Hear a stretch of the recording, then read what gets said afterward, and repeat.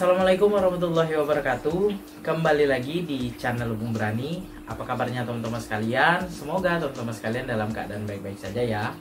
Nah, di video kali ini saya ingin membahas tentang cara sederhana menyusun media filter akuarium ikan mas koki nih teman-teman. Jadi para penghobi pemula banyak yang bertanya di Instagram Lubung Berani, menanyakan, "Bang, akuarium saya itu kenapa sih airnya cepat sekali kotor? Padahal baru 2 hari saya ganti airnya berkabut, kotor, warnanya kekuning-kuningan." Jadi di sini ada yang salah dengan media filternya atau cara merawat air di akuarium saya. Nah, video tentang media filter akuarium ikan mas koki ini sudah sering saya bahas, namun karena banyak antusias dari teman-teman kita para penghobi pemula, jadi di sini saya bahas. Mungkin teman-teman para penghobi pemula silahkan disimak videonya. Jangan lupa dukung terus channel Lubung Berani dengan cara subscribe, like, komen, serta share videonya agar channel Lubung Berani makin berkembang dan terus menginspirasi teman-teman sekalian. Ambil sisi positif dari video ini, sisi negatifnya silakan dibuang. Baik teman-teman, kita lanjutkan ke pembahasannya. Jadi untuk akuarium ikan mas koki itu sebenarnya untuk menaruh media filternya itu beragam ya teman-teman ya. Ada yang menggunakan box toples, kemudian ada juga yang box yang standar yang warna hitam, kemudian ada juga pakai filter talang, top filter kaca, ada juga yang dikombinasikan top filter kaca di tingkat 2 dengan top filter talang. Nah, di sini saya akan bahas ya atau memberikan pengalaman untuk teman-teman sekalian, mulai dari top filter kaca, top filter talang, dan juga box filter yang warna hitam itu teman-teman.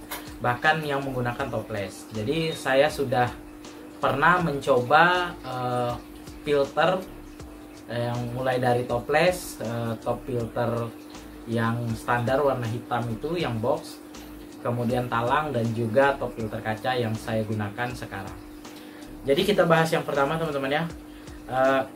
Filterisasi akuarium ikan mas koki itu berdasarkan besar akuarium dan volume air di akuarium kita. Jadi misal ya teman-teman ya, kita misalkan dari akuarium 60 cm, 60 cm kali 30, tingginya 30. Nah, teman-teman pelihara itu ikannya misalnya 5 ekor ya, yang ukuran ikan mas kokinya kecil-kecil ya, ukuran mungkin ya 2 jari, ukuran 10 cm dan lain sebagainya. Nah, di situ teman-teman menggunakan top filter talang misalnya ya, top filter talang dengan 2 tingkat ya teman-teman ya, 2 tingkat. Sebenarnya itu sudah sangat bagus, tinggal kita menyusun media filternya harus benar. Jadi menggunakan misalnya 60 30 30, gunakan pompa akuarium yang sesuai ya teman-teman ya, tidak boleh juga terlalu besar. Karena kalau terlalu besar ya, kotoran yang tadinya tersangkut di media filter kita, baik mekanis ataupun biologis, itu akan kembali terdorong masuk ke akuarium. Nah, itu teman-teman ya, salah satu tips. Jadi kalau kita mau pakai pompa, sesuaikan dengan volume air akuarium kita. Jadi kalau misalnya terlalu besar ya sebenarnya enggak jadi masalah, tapi sepengamatan saya ya, di tank akuarium yang 1 meter itu menggunakan pompa yang ukurannya lebih besar dari volume air yang ditentukan ya, dari rumus cara menentukan pompa akuarium, itu malah kotorannya kembali lagi ke akuarium teman-teman. Karena yang dari filter biologis itu terdorong cepat sekali. Jadi harus disesuaikan. Kalau untuk tank 60 cm kali 30 itu saya sarankan dari 1000 liter per jam sampai 1300 liter per jam. Nah, kita tadi menggunakan top filter talang ya, top filter talang 2 tingkat. Nah, untuk mekanisnya teman-teman bisa gunakan jaring nelayan, kemudian kapas hijau dan kapas putih. Teman-teman bisa gunakan lagi busa biofoam atau busa hijau, green wall, dan busa putih. Nah, busa putihnya jangan ketinggalan teman-teman ya, karena busa putih itu bisa menyaring kotoran yang halus. Kalau teman-teman bisa menggunakan media filter mekanis busa putihnya itu diganti dengan yang busa-busa yang model sekarang yang bisa dibersihkan, bisa digunakan berulang kali, itu lebih bagus. Tapi saran saya jangan pernah meninggalkan filter mekanis, yaitu busa Dacron. Nah, ya kalau sudah mekanisnya seperti itu sudah benar teman-teman. Kemudian untuk biologisnya, kalau teman-teman bisa mengikuti saran saya, usahakan filter talangnya itu wet dry system teman-teman. Kenapa saya bilang wet dry system? Di situ kita keunggulannya kita bisa menaruh media filter full teman-teman ya, full. Di situ media filter biologisnya full di talang yang kedua. Jadi itu tidak ada sekatnya. Jadi kalau kita kasih sekat itu, kita bisa kasih sekatnya dengan busa biofoam. Itu tidak akan mampet teman-teman. Saya sudah gunakan itu di tank 1 meter saya. Nah, antara sekat tadi teman-teman, kalau misalnya kita menggunakan top filter talang yang bersekat itu sekat itu sudah memakan sedikit media filter. Jadi kalau misalnya sekatnya kita hilangkan, kita bisa menaruh lebih banyak media filternya. Jadi media filter itu sebenarnya teman-teman bisa gunakan apa saja ya teman-teman ya. Misalnya batu apung, bioring, biobal, sebenarnya semua itu efektif. Cuma teman-teman harus bersabar teman-teman. Jadi misalnya ya di top filter talang yang 60 cm tadi, teman-teman gunakan misalnya biobal, bioring, dan batu apung. Itu pasti jernih, kristal clear airnya teman-teman. Tapi mau sabar dulu teman-teman ya. Nggak bisa langsung 1-2 hari itu langsung airnya jernih, nggak bisa. Tapi kita harus menunggu 2-3 minggu teman-teman. Nah, jadi misalnya ya di chamber pertamanya teman-teman sekat menggunakan biofoam itu biobal, kemudian sekat keduanya itu bioring, kalian sekat pakai biofoam, dan chamber terakhirnya teman-teman kasih batu apung, atau batu apung yang di tengah, bioringnya yang terakhir ya, chamber terakhir. Nah, itu efektif sekali teman-teman, tapi tunggu beberapa minggu ya teman-teman ya. Nah, jadi kalau teman-teman sudah menyusun seperti yang tadi sudah benar. Kalau airnya 2 hari kotor, biarkan, ganti aja teman-teman, ganti. Nah, nanti kalau kotor lagi ganti. Nah, nanti setelah 3-4 minggu atau 3 minggu ya, tergantung ya teman-teman ya, tergantung ikan di dalam akuarium. Kalau ikannya terlalu banyak, tentu saja filternya akan lama sekali matangnya. Kenapa? Karena kotoran di situ terlalu banyak teman-teman. Jadi kalau misalnya tank ukuran 60 x 30 tadi, isilah ikannya paling banyak itu 5 ekor teman-teman. Kalau lebih dari itu biasanya airnya memang tidak akan bersih teman-teman. Nah, di situ tadi teman-teman bisa lihat 3-4 minggu itu airnya pasti akan bening teman-teman. Nanti teman-teman ganti airnya ya, isi kembali, media filter mekanisnya dibersihkan. Nah, disitulah airnya akan bening. Percaya kata saya teman-teman. Karena kalau kita sudah benar menyusun media filter biologis dan mekanisnya, airnya pasti akan jernih. Nah, ya. Kalau misalnya kualitas air dari yang kita masukkan itu sudah jelek, ya tentu saja tidak akan bening teman-teman. Kalau misalnya airnya misalnya agak sedikit kekuning-kuningan ya, atau air-air sungai ya, kita masukkan ke tank akuarium, ya tidak akan bening teman-teman, karena kualitas air tadi sudah tidak bagus. Kalau misalnya kita menggunakan air sumur, air ledeng yang bagus ya, yang jernih, itu pasti ya 2-3 hari setelah 1 bulan filter mekanisnya sudah matang, itu pasti jernih. Nah, itu untuk ukuran akuarium yang 60 cm teman-teman. Jadi kalau misalnya ukuran akuariumnya lebih besar, misalnya 1 meter, 150 cm ya, 2 meter, itu sebenarnya semuanya bisa kita jernihkan airnya dengan kita melihat settingan media filter dari teman-teman kita penghobi yang lain. Nah, contohnya teman-teman ya, filter akuarium ikan mas koki saya yang 150 cm ini sudah sering saya rombak ya, saya ubah sampai saya menemukan settingan terbaik ya, maksimal ya, walaupun cuma menggunakan top filter talang. Jadi kalau hitungan airnya akuarium saya ini kan 500 liter lebih teman-teman. Jadi tidak cukup ya untuk